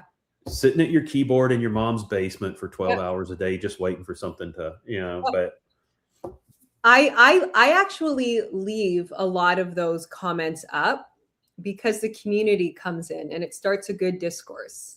That's when your people start supporting you and defending you. That's fun to watch. Because at first I was like, oh, that's really not nice. I think I'm going to delete it. But I like transparency. So I don't want to like totally curate the conversation thread. I want it to be real. So at first I was like, should I delete it? And like, I always answer very neutral, like, oh, someone like, you're not cheese. And I'm like, well, we're a cashew cheese. And, we are here for those that can't have dairy or, it's just a quick explanation. They always come back like, yes, the answer, and so I started leaving it. And then I see all these people come in with all these fabulous points. And I'm like, yeah. Yeah. See, you're way more considerate than me. Cause when people go, well, it's not real meat. And I'm like, do you think so? Like I kind of egg it on and I kind of have to stop it to the point that even back during Christmas, I got in one where there was one of the recipes on my Facebook page kind of went viral and it was like the seitan ham and or something. And I mean, it just triggered a ton of trolls and people were jumping on the bandwagon, which I was great because it was like blowing up and my page views were going up and I was sitting there on the couch just having a ball. And finally, even one of my kids was saying, Dad, you got to stop now. Like, they were getting to the point. So I was like, so I need to kind of take it. Well, no, it's not technically, but I don't know. I just can't. But you inspire me. So maybe after today, I can go, okay. Okay. So we've talked about the story but I do want to get in real quick as we kind of move along here and get towards the end. But again, it's like you read my notes because I was going to say, hey, what's one thing you're excited about? Well, we got the pumpkin seed Panacheeza coming out. And then where do you want it to go? So I feel like we're going there already. Obviously, there's always the hope if you can do something that you love and that you're passionate about. I always, there was that saying, if you find something you love, you'll never work a day in your life. I don't think that's necessarily true because I love doing the blog. I never thought I could make a living doing it. And I'm getting here to do things like this. Yeah. But there are definitely aspects of it that I just don't like. I mean, like, the admin side and keeping up with SEO and especially when tax day comes around. So I'm sure that, like everybody that you struggle with that. But I tell people the way I look at it is like, if you're doing something you love, you're going to have to deal with those things anyway in a regular job, or it makes those things much more tolerable knowing that you're doing something that you're passionate about. And I would imagine, and I guess what I want to ask you is, with what you've seen Panacheeza become and what it's doing and the way people are kind of glomming onto it, and like you're saying with the blind taste test and things like that, I mean, did you ever really think that would happen? Like it's where it is now, and it's like, Because I mean, look, I've been wrong plenty of times. Then I freely admit that, but I just don't see. I mean, again, this is a game changer. And again, I don't do the processed food. I mean, like when we do cookouts and stuff, I'll be the first to tell people, yes, my blog is whole food plant based. That's what I support. That's what I am. But if we're doing a July 4th cookout, sometimes the last thing I want to do is prep 2 days in advance making black bean burgers. So I'll run by the store and grab an Impossible burger, and just so I can participate, you know. And I've tried a lot of the, you know, the vegan cheeses, and they're just not good. Yeah. You know, they're just not good. Yeah, but tough. this, I don't see how this doesn't blow up. I mean, and so with that being said, I mean, with where it is now, are you excited? Are you just kind of like, oh, I hope we'd be further along? It doesn't sound like you ever had any expectation except I just want to make something that I love. Yeah. And now it's becoming this thing. So when I first made it, of course, I didn't even think I'd make a business out of it. It was just to satisfy my own palate. And then when I moved here and Ryan and I joined forces, essentially, I thought, okay, this could be cool. Maybe one day we can support our home with this product. And so I'll talk about when we first launched. So when we first launched, we were only this 8-ounce shaker, one flavor, original, and that was our golden child, and that was going to be it. And so within a couple of months, I would say 2 months, people were buying 5 shakers at once. Wow. And I thought, that's awesome. But I don't know if that's financially sustainable. Like, I just feel like people will buy it and then like, oh, I can't afford this again. So what we did very quickly was introduce a 1-pound bag. And like the one, I don't have it with me right now. Our 1-pound bag is pretty and it's red and it has all the nice copy on it. But our first iteration, it was like, get it together as quickly as you can. It was a clear poly bag with a sticker on the front of just the logo and a sticker on the back of the nutrition label with the ingredients. Like, get it out there as fast as you can, feed the masses. I want people to keep coming back. It was never like about, hey, let's make a bunch of money and, you know, run away into the sunset. It truly is, I want to share this. And for me, that's the success, is seeing how much it has improved people's lives. And I know that might sound like, oh, you know, maybe I'm over my head saying that, but people come together at the table. People enjoy at the table. People make deals at the table. People have life-changing conversations when they sit down and can break bread. And being able to open up your table to people that can't digest dairy or might have an illness and they can't have, you know, dairy for 6 weeks or whatever, it truly is a unifying product. And that's the essence of my grandmother's, you know, her kitchen, what she wanted. And I have, that flows right through me into my home and flowing it out to people. And our return customers rate is so high. And that's such a compliment to me. Like I the heart every day. That is what is so encouraging. I think for me, I think if you had gone straight to that in the beginning, that I think we could have ended the conversation. I'm glad you didn't, but I think we could have ended the conversation right there, because for me, I think that is evident, and you just don't see that. And you always hear people say, "Oh yeah, I wanted to stay true to form and everything," but it is obvious. Like you're able to kind of separate the people who give way to convenience over conviction pretty quickly.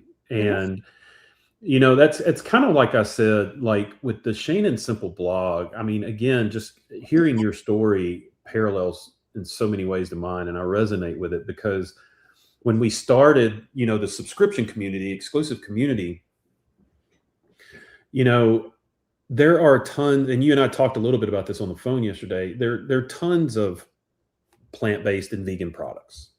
Right. and there are tons of vegan blogs. And so what makes it different? And the thing that I hear over and over and over, and I even have friends that aren't vegans that follow me on Facebook, and they say, yeah, we follow other pages, but they said the difference is it seems like you have really developed a community, like people engage, and there is this sense of community. And I think that's what you've done. I mean, like you're bringing, like you said, life happens around the table, and that's a big thing for Andre and I. And we noticed when we went to Europe, we have friends in Prague.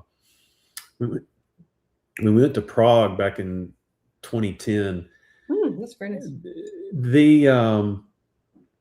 And my daughter, I don't know if I told you this, not to again jump, but my oldest daughter just got married a couple years ago, and they have our first grandchild, and they didn't waste any time, got married, started having kids. And but her husband is in the Air Force and just finished up training, and they are going to Venice. They're going to be in Italy for 3 years. Oh my God. So there's a sadness that they're in San Antonio right now, but they're going to be in northern Italy for 3 years. And I'm sitting here going, yeah, there's a sadness, but man, I told them, I said, food is about to take on a whole new meaning for y'all. It just is. Yeah. I mean, the way it tastes, the way it makes you feel. But I guess all that to say, one of the things we kind of going back to what you were saying, where life happens around the table, that's what we noticed in Europe, that we had some friends that had to go to a dinner party. And so we just stayed at their flat, and I said, well, what time is it? And they said, dinner is at 6:30, something like that, or we're leaving at 6:30. They said, but we probably won't be home till about 2 a.m, because they eat and then people just sit around the table. It's not like they go to leave, and they really value those things. And to see what you've brought into this and to hear the story, I don't know, it just makes it even better. I mean, it just, because again, I feel like that's what I've tried to do with the blog and the community, where it is about food. It is about trying to help people eat better, but it's also going, hey, we're real people. We have, that's why I do the show like this a lot of the times, because this is real, it's like, it just is. And that's real. A cat jumping in front of your, things getting knocked off. And yeah, I think that bringing that element into it, and it's like I talked a little bit to you, like people love stories. That's why I want to hear the story behind the product. The product's great. Like that would sell on its own, but I think it's all, people always want to hear how, because I think it's important, because what I want people to walk away from is like, I started the blog when I was 47. That's when I made the decision to do that, changing careers on a crazy whim like that, Yep. And you just, something I love, like, and I tell people, find something you love, and don't worry about making money, because that's the thing I love about what you're saying, is that you didn't set out to make money on this. You just said there was a need in my home and I needed to fulfill it. Yeah. And you did, and it went from there. And I think just kind of bringing that element in, it's just, again, it just so obvious, and just the care of everything. And I keep bringing it up, but again, the packaging, it feels like Christmas. I just, ripping the paper off. I said I wasn't going to say anything, but I did. But it's that blend of modern and old world. Yeah. That's how I'm going to leave it. You know what I mean? So obviously, how can people best support you? It's obviously just go buy the product. Just go buy it. And so you are in stores in some places, right? Right. So we are widely available across the US, e-commerce online at www.panacheeza, Panacheeza.com. And that's our shop online. We are also available on Amazon. We have an Amazon storefront. You just search up Panacheeza. So initially, when we first hit the markets, it was our e-commerce. Our second goal was to go into retail. So we are in retail, but it's slightly limited. We are in all of the Whole Foods in the Northeast. So if you go to our website, www.panacheeza.com, there's a store locator, and you just go to that tab, put in your zip code or whatever address you want to put in, and it will show you all the other stores that carry Panacheeza. So we are in select retailers across the US. California loves our product, which is great. Huge progressive plant-based community over there. So yeah, if you're not able, if you like to go shopping, I love going into the grocery store, Whole Foods, or online. So it's more widely available in our online shop. And I'll also mention our online shop does the 8-ounce. Yes. We learned after we hit retail stores that actually it needed to be in a 5-ounce. So wow.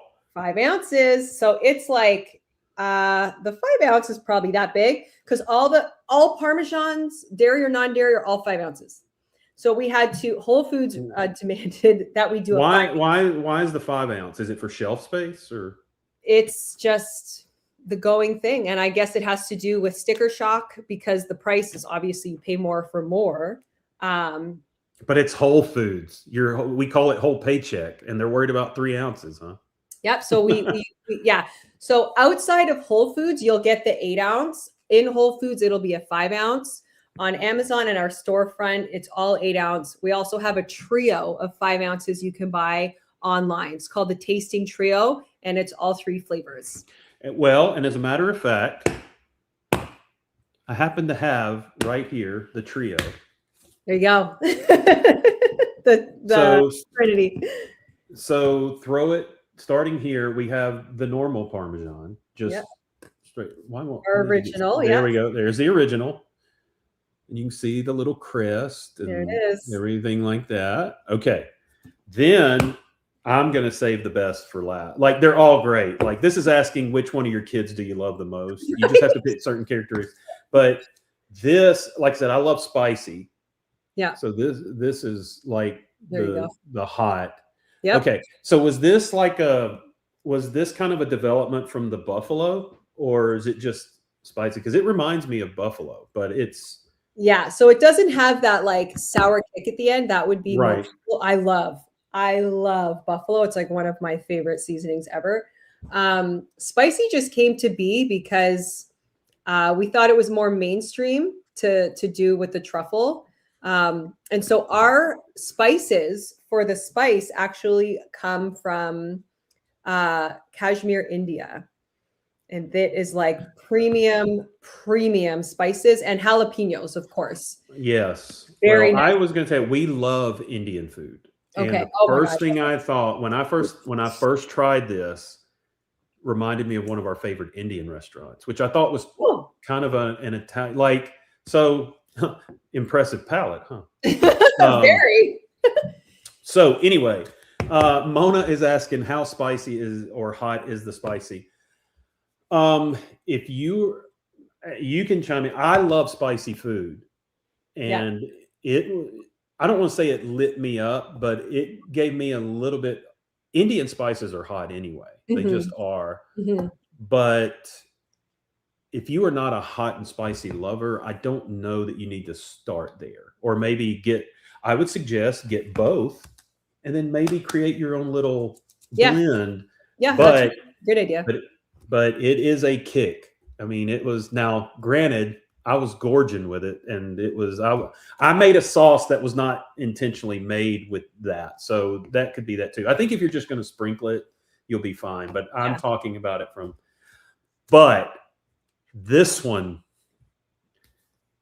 if you've ever gone to a restaurant and got like truffle tater tots or truffle French fries or whatever, bake you some potatoes and put this on it.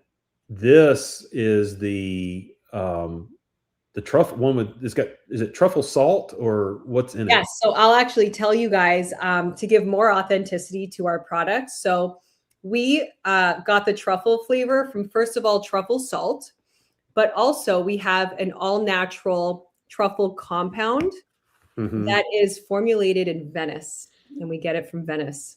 Wow. Yeah. Okay. See, so right there, you're paying for spices from India. You're paying from truffles from Venice. So you're getting the real deal. There's nothing fake or phony in this. Yep. That's all premium, healthy. Like, this is from my table to everyone's. Like this is, if I wouldn't feed it to my family, I would not be putting it out there with our name on it. Yeah.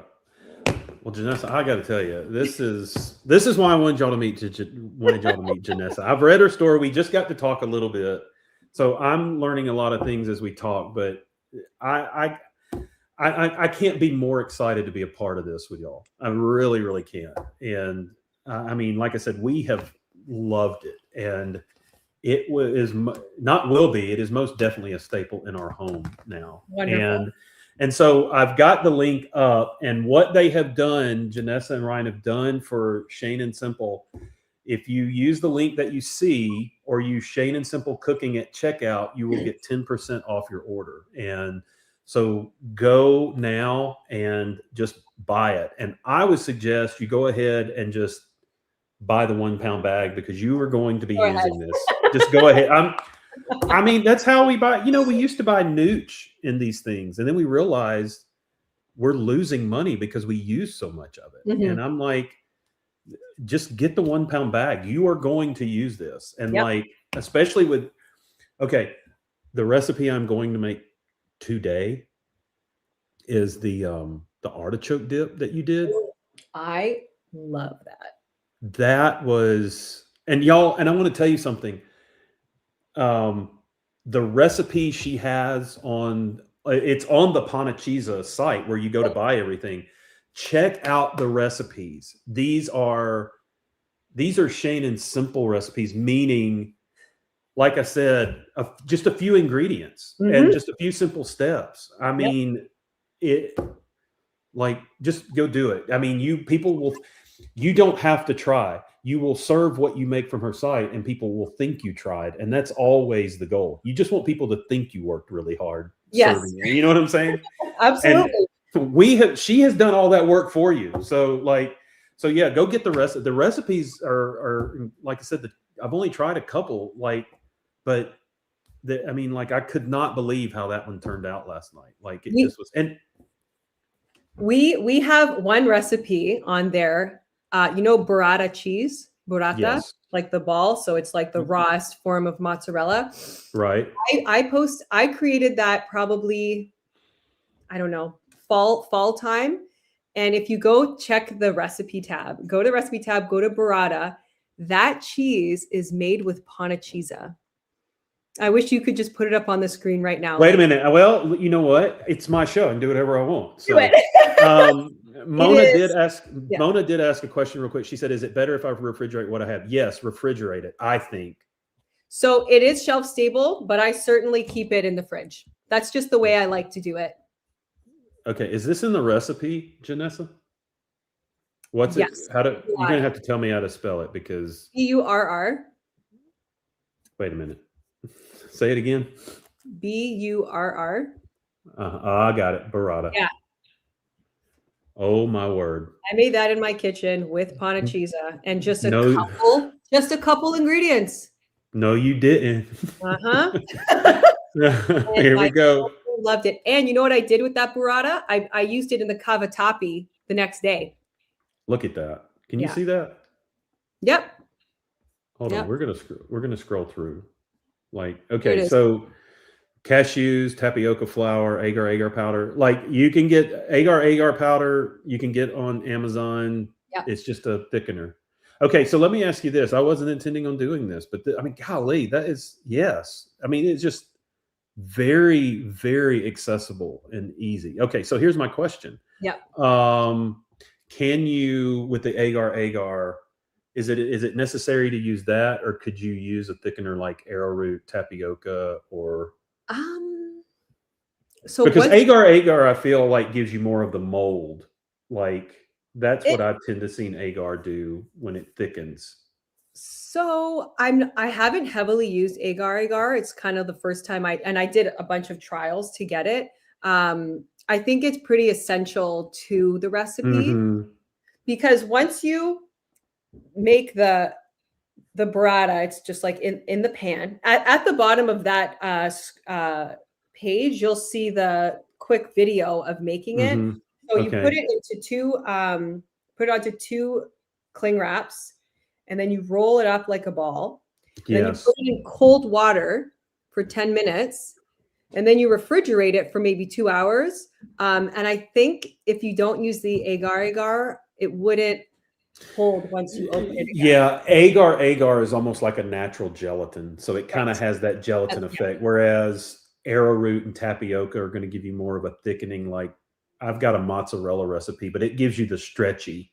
Where I Yeah, think the agar is more gelatinous, so you're going to get like that um, sliced mozzarella in the ball feel. exactly. So Okay. that recipe is probably the only recipe on the website that has a more unusual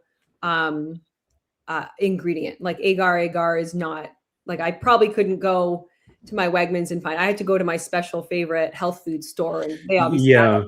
Yeah, and it's a seaweed base for those who don't Yes. know. Yeah, Yeah, but it doesn't taste like seaweed. it's You have not, to mix not it at with all. It's hot a white water. powder. Yeah, Yes, and you have to mix it with water, and it's one of those specialty things, but yeah, it's worth having. Like, I bought one for a recipe, and I think it's been in my pantry for 3 years now because yeah, you're not going to use it a lot, but right. it's good to have. So Yeah. this will be getting made.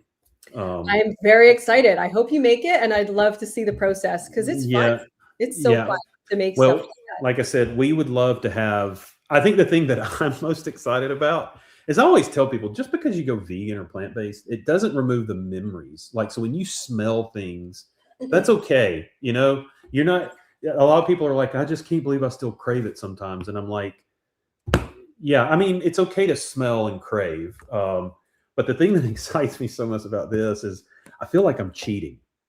I mean, I do. And I Great. think that's good. You're I think not. that's good. I think that's It is. good. Like We it just, Yeah. That makes, I love hearing that stuff because that just makes it, further reinforces that we nailed it. yeah, you did. You And did. And like I and said, we're always looking for recipe improvement. However, I don't know what else I could do to improve the recipe besides come out with new. I have other flavors that we were actually thinking of moving into wholesale industrial ingredient, which is not retail facing, like right. consumer and such. I've made ranch, I've made sour cream and onion. I was working on a spicy queso flavor. So Well, it's fun. that being said, I will tell you, um, taking this and adding some dill to it, Oh yeah. I've done that. And that's, I mean, and that's the thing I love about the plain one. It's just I mean, for anybody, it's a blank canvas. If Yeah. you just want Parmesan straight up, there it is. But one of the things I was going to tell people, if you've missed pizza, like I used to love pizza before I went vegan. It just had sauce and Parmesan sprinkled on it. And Yeah. remember the old Chef Boyardee commercials? That's what they look like. Yeah. This is excellent. It's just making a pizza with sauce and then sprinkling this on it and just covering the pizza. I mean, it is. Again, like I said, I've turned into a fanboy. It's pretty obvious. I love it. I love it. But, And it makes it easy because the product is so applicable. It dissolves in liquid, so it becomes a sauce. It gets crispy if you make casseroles. If you put some Panacheeza with a little bit of breadcrumbs and butter and put it on top of any casserole, oh my goodness. oh, I can see this going on top of my baked mac and cheese right now. That's it. Baked mac and cheese, and anything.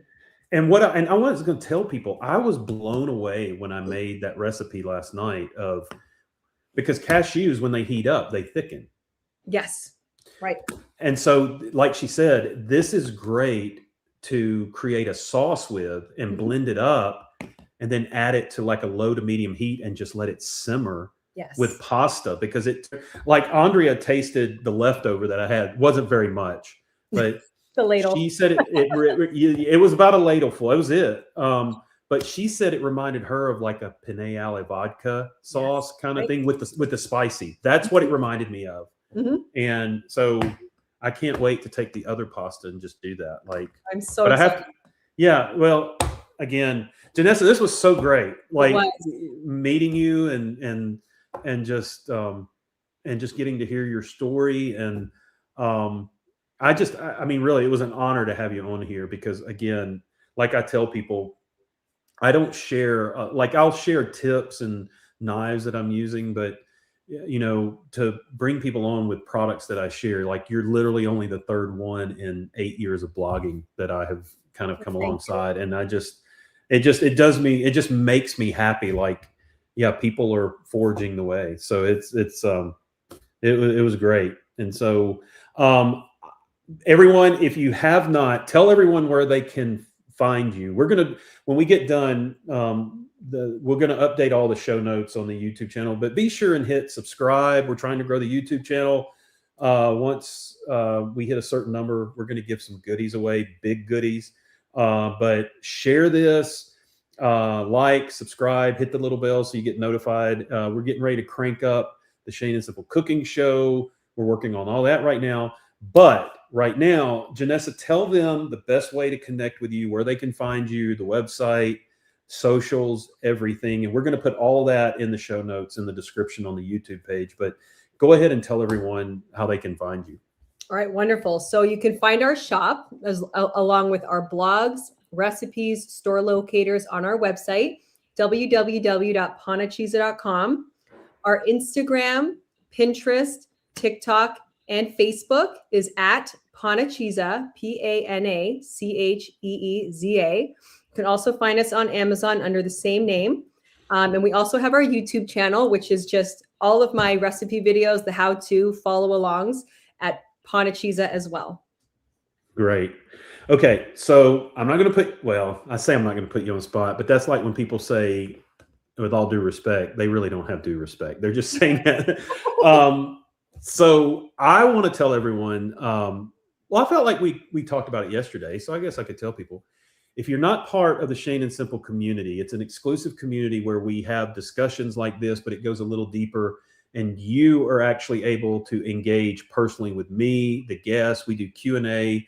We've got Dr. Joel Furman coming in on January 20th on YouTube, but he's going to be in the community exclusively on the 27th. And there are exclusive recipes in the Shane and Simple community.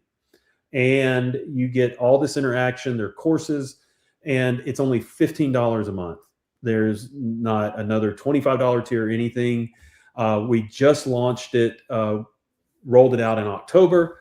But the good thing is when I develop relationships with people like Janessa, sometimes they are very gracious to go from the broad to the exclusive. And we talked yesterday about possibly you coming into the community and cooking for us, and I get to cook with you virtually, so to speak. So we talked about that, right? Yeah, we are. Yeah, we did. Okay. Yeah, I'm so excited because I was saying it's different than when I make my recipe videos. You got to stop and you got to pause and you got to picture and you got to cook again. This one, I can actually share my organic cooking process live with Shane. So that'll be a real fun adventure. Yeah. So if you're not part of the Shane and Simple community, we'll put a link into all that. It's a great community. It's growing. We're super excited that we can keep it at the $15 right now. And so jump in. And like I said, Janessa is going to be in there cooking. I cannot wait for that. That is going to be so fun. Yes. And you'll be able to ask her questions. You'll actually be able to communicate with her, and Kristen, our moderator and producer, will be there, so I won't be dropping things, so that's even better. And so, golly, Janessa, I mean, it's where did the time? We've been doing this for 2 hours. It usually is just an hour. Oh, so, look at that. Well, no way. Yeah, I didn't want to. It was just so good. It was like the conversation was just so good, and it was it's natural, like all of our products. yeah. There you go. No pun totally intended. But I do say it's like I feel like so many people you meet in this industry, and that people online and as creators, because we just live in different parts of the country. I think it is interesting how, because I've definitely connected with people online, and I kind of end the conversation after about 30 minutes. It's not going, but it's always good when you just kind of, like, even talking on the phone yesterday and talking with Ryan, there's just this, we're practical people, we're connecting, and it's like I said, I just looked up 10 minutes ago and realized we've been almost on 2 hours, and I love that. So it's just felt like it has been very natural, and it's just been such a pleasure. Is there anything that you want to leave everybody with, like apart from go buy my product, which we've for anyone who is here because they have been plant-based or are thinking about being plant-based, it's definitely the right place to be. Plant-based is it's not just all the rage, it's what we should be focusing on, giving our families whole food, whole ingredients, and just creating the healthiest generation we can have. So I appreciate everyone's questions, and I'm so thrilled to be part of the Shane and Simple community. So this is what the world needs more of. So thank you everyone for all of your support. Well, thank you for contributing to it. That's, I mean, again, I think it's if others will put as much passion into other products, this really, I really believe, and I've heard people say this, I really do believe this is the future of food. I mean, things like this. So much. I really do believe that. So. We take that to heart. So thank you very much. Yeah. Well, guys, thank you for joining. Thank you, Janessa. It has been great. Go back, watch the replay if you missed it. Like I said, January 20th, Dr. Joel Furman is going to be here. We're super excited about that. And I'll go ahead and make the announcement. We'll be talking more about it. April 24th, mark your calendar. Dr. Michael Greger is going to be in chat with me being interviewed. So I'm super excited about that.